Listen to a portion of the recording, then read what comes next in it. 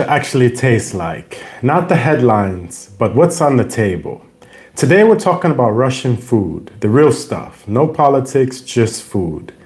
Three things: the market, chaotic, surprising, alive. Number two, the table, where you don't need words, just need to eat. And the taste, earthy, hearty, and honest. And along the way, I'll share some stories from Svalbard about growing food, raising quails, and why all of it matters now more than ever. I'm Ben, Polar Chef, 20 years up north from Svalbard to Lofoten. Right now I'm in Russia, Kaliningrad, Russia. I want to share what food looks like here. I spent years in Svalbard learning skills I didn't fully understand at the time. I learned how to garden, how to compost with earthworms, with composting worms, hatching quails. I thought it was random. Now I see it was preparation. PolarChefBin.com, everything is there. Let's start at the market. The market. Shopping in Russia is totally different than I experienced in Norway, especially in Lofoten, Norway. Maybe in the bigger cities like Oslo, Bergen, Trondheim, they have more like this like market style stalls, but in Lofoten we don't really have that. It's either you go to the supermarket or you buy from someone's farm, for example. And then sometimes they do have these random farmer markets, but it's only like maybe once or twice a year. And then you have like a few Facebook pages where they organize, where they're gonna sell what they offer from the farm. But then I think it's not the same like here. Like here you have like a lot of like stall type, what would be like bazaar type. Can you bring me the water? You have more like stalls, like people just have one person will sell fruit, one person will sell vegetables, one person will sell something else. Come on. So you have different type of stalls, different type of fruits. For example, the fruit stall, he had cherries, he had watermelon, he had like other melons and also apples and stuff. But then he's right outside of the grocery store, Spar, where they also sell the same things. But I felt like his quality was much better than the one you found inside of the supermarket. And I also noticed his cherries, the price would go up and down every day. And he didn't post the price on the other things, like you had to ask him. But like one day I saw the cherries were 700 rubles per kilo. Another day they were 800 rubles per kilo. Another day it was 600 rubles per kilo. And I didn't taste it every day, but I tasted it twice. And I noticed when the price was 700, can you close the door, please? Can you close the door, please? And then when I noticed when the cherries were 600 per kilo, they weren't so sweet. But when they were 700 per kilo, they were very sweet. So you also don't find things in Norway like quail eggs, for example. I was able to buy some quail eggs at the market. What's wrong? What? She also wants. I just poured for you. This is yours, Mia. So I was able to find some quail eggs here, and they were selling them. Oh God, I have a lot of drama going on around me. Yeah, perfect. Okay, just go out and close the door, please. Go out. So then I was able to find quail eggs at a market. It was a market that was only on Sunday. And then they were all, like people had their stalls all out on the street. And I only saw it once per week. It was only on Sunday on this one street that's normally like just a place where cars drive. It's kind of by a park. But then on Sunday, it turns into like a market where everybody sells like honey. They sell plants. They sell vegetables. They had many different things there. So this, I found quails at the market, like I said, and this reminded me because on Svalbard, I don't see quail eggs too much in Norway. I'm sure they have it, but in Lofoten, I don't really find quail eggs. So I was actually growing my own quails, and I never did it before. I just bought some fertilized eggs, and then I hatched them, and then I had some baby quails. And for me, this was very interesting. I never did that before. I don't know if you hatched birds before, but it's a very special experience, and I highly recommend it to learn how to hatch your own birds, hatch your own chicken, hatch your own quails. So I had them, like I was raising a lot of eggs. I think I had like maybe 100 birds. So I was getting like, and once they get to a certain point, it took like maybe 3, 4, 5 months before they started laying eggs. And then once they laid eggs, each one would lay like 1 egg per day. So then I would have like maybe 50 eggs, 60 eggs. And then I was selling these eggs. And I remember, hello, Funimation. Nice to see you. Welcome. I was selling these eggs to the supermarkets. Like I was packaging them and then selling them. It was so insane. Like I never done that before in my life, but I learned how to hatch eggs. I was selling how to raise birds, hatch eggs. But the thing was on Svalbard where I was doing it, it wasn't allowed to do that. They don't allow you to have any birds. They don't allow you to have any chickens. So it's not possible to farm there. Even when I wanted my worms, I had to get permission and it took a long time. So I was ordered that like the Food Safety Administration said, you're not allowed to do this. You have to get rid of these birds. Either you kill them or we're going to kill them. And I said, oh no. So I fought for as long as I could. It was like maybe 5-6 months I was fighting them. Yeah, my quails. I had quails. I was hatching quails.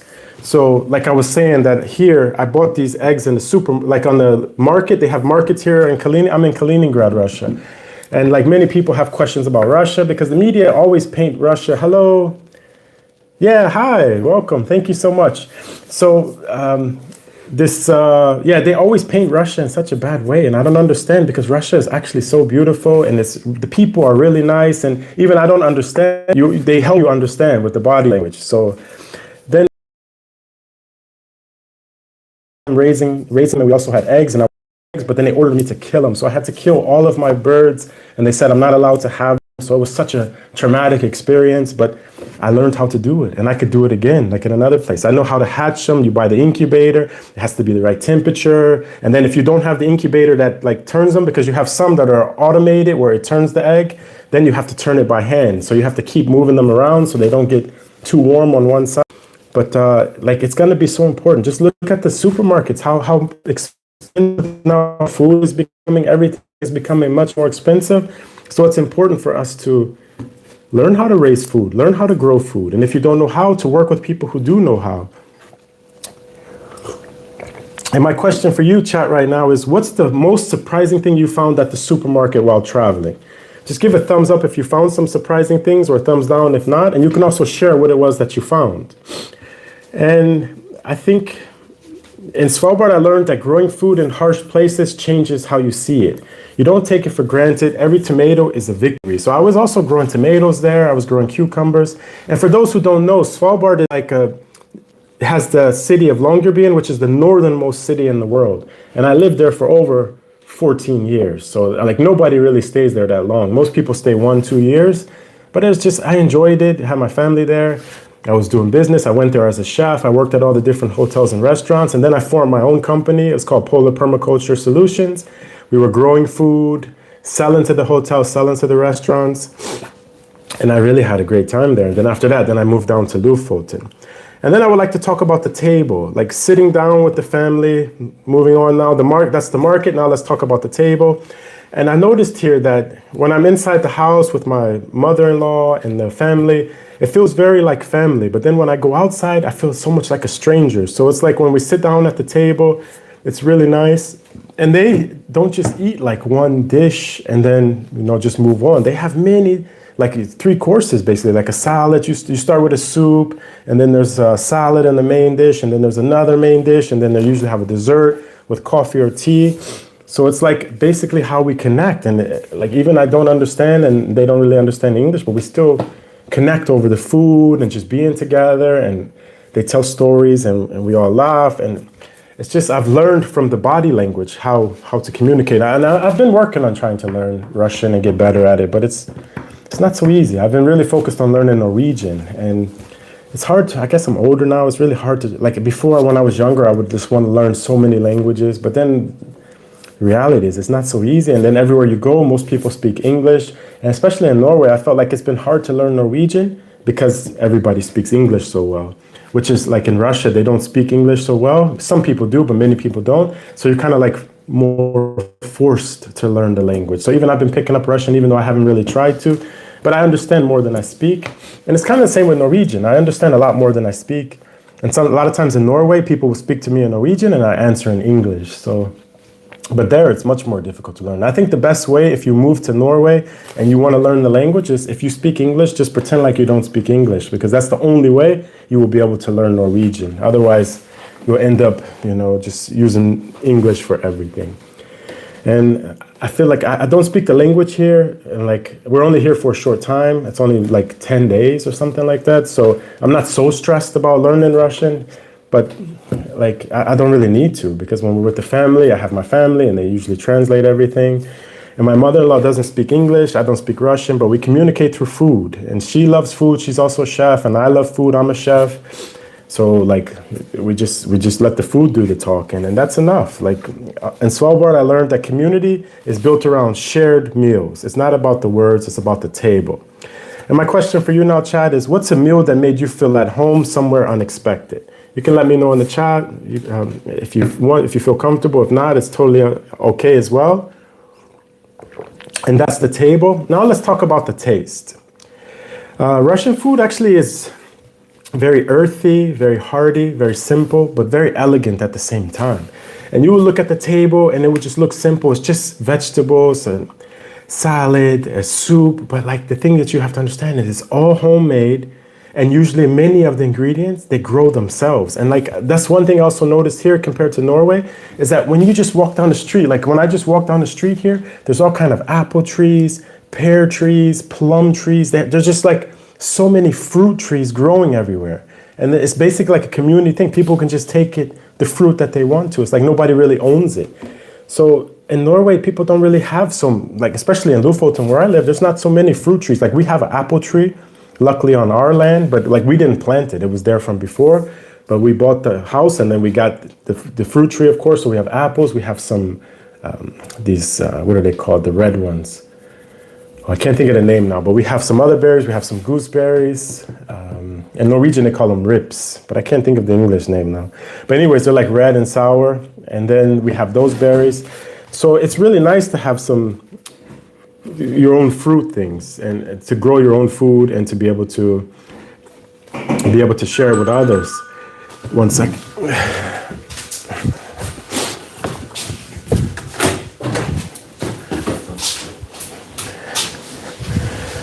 So it's also nice with the shashlik, which is more like a barbecue on the skewer. They have their own cheeses that they make. It's a lot of fresh bread, but also in Norway we have a lot of fresh bread as well, so that's also good.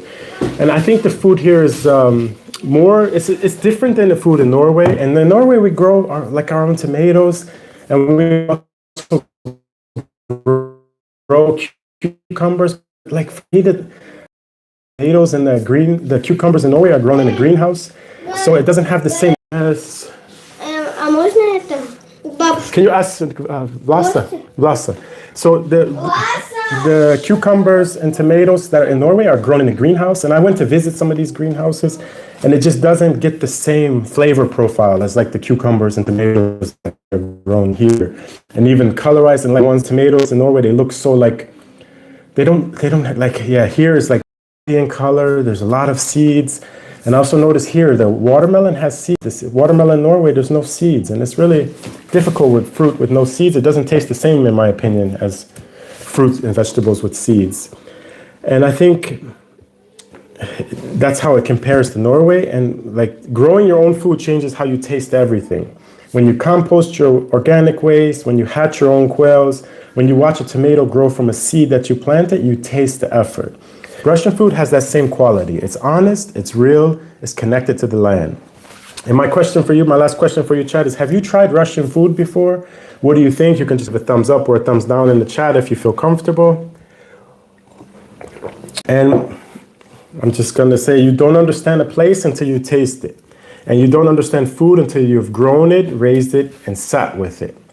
Thanks for being here today. This is the Arctic Coffee Break live from Russia.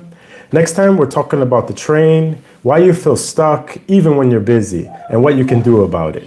Same place, same time. Link is in the pinned comment. I'm Ben, Polar Chef, and I'm going to see you next time, everyone. Take care and have a nice day.